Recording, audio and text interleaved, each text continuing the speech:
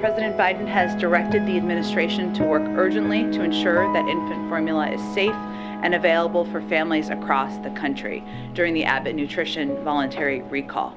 This is work that's been underway for months. Today, President Biden spoke with retailers and manufacturers, including the CEOs of Walmart, Target, Reckitt, and Gerber, to call on them to do more to help families purchase infant formula. As reiterated, is steps we can take from here to increase supply, make sure it's on the shelves. That includes increasing imports. It also includes ensuring we're working with retailers, as the president did during his calls, to make sure that shelves are stocked.